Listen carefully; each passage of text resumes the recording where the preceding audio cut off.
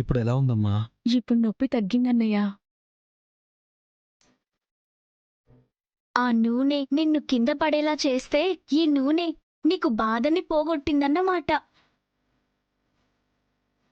ఆ నూనె ఈ నూనె ఏంటి కుముదా? అన్నయ్య మన పక్కనుంటే బాధ అనేది ఆటోమేటిక్గా తగ్గిపోతుంది.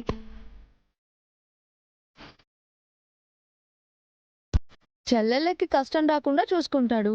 మరి భార్య పరిస్థితి ఏంటో మీ అన్నయ్య పట్టించుకోడా? ఇప్పుడు నీకేమైందని? ఇలా అడగడం కాదయ్యా. భార్య మనసులో ఏముందో తెలుసుకుని అవన్నీ కళ్ళ ముందు ఉంచి అప్పుడు ప్రేమగా చూసుకోవాలి. నువ్వు గొంతెమ్మ కోరికలన్నీ కోరితే నేనెక్కడి నుంచి తీసుకురావాలి? ఆహా, మీ చెల్లెళ్ళు అడగకముందే అన్నీ చేసుకొస్తావు. నేను అడిగితే మాత్రం అవి గొంతమ్మ కోరికలు అంటావు. ఇంతనా నువ్వు నన్ను అర్థం చేసుకుంది? అబ్బా శివ, గొడవ చేయకుండా నీకేం కావాలో అన్నయ్యకి చెప్పొచ్చు కదా. నాకు నాకు వదిన చెప్పటానికి సిగ్గుపడుతుందంటే మీకింకా అర్థం కాలేదా? నీకేం అర్థమైందమ్మా? ఇలాంటివన్నీ దానికి భలే అర్థమవుతాయన్నయ్య.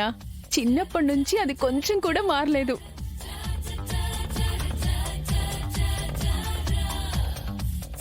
అందుకే నాగవల్లి తను మా నాన్న రక్తమే అయినా పద్ధతులు అలవాట్లు మారవని ఇక్కడే ఉండిపోయింది. ఇదిగో నేనెప్పుడో చెప్పాను నన్ను మీ ఇంట్లోకి కలపకండి అని. సారీ కుముద, ఏదో క్యాజువల్గా అన్నాను. అయినా ఇక్కడున్న ఆనందం, మంచితనం, మనశ్శాంతి అక్కడ దొరకపోవచ్చు. ఎందుకంటే గుళ్ళో ప్రశాంతత దొరుకుతుంది, కానీ పగలు ప్రతీకారాల గురించే మాట్లాడే ఇంట్లో అలాంటివి దొరకవు.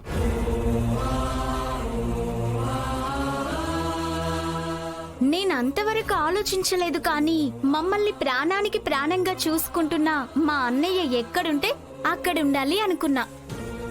అది స్వర్గమైనా సరే నరకమైనా సరే. సర్పంచ్ గారు, సర్పంచ్ గారు, ఏమైందో చెప్పండి. మీరు పంచాయతీకి రావాలండి.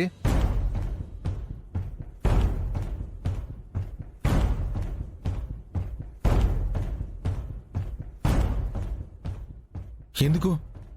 ఎవరికైనా ఏదైనా అన్యాయం జరిగిందా? తీర్పు చెప్పడానికి రావాలంటే కొంచెం ముందే చెప్పుండాల్సిందే.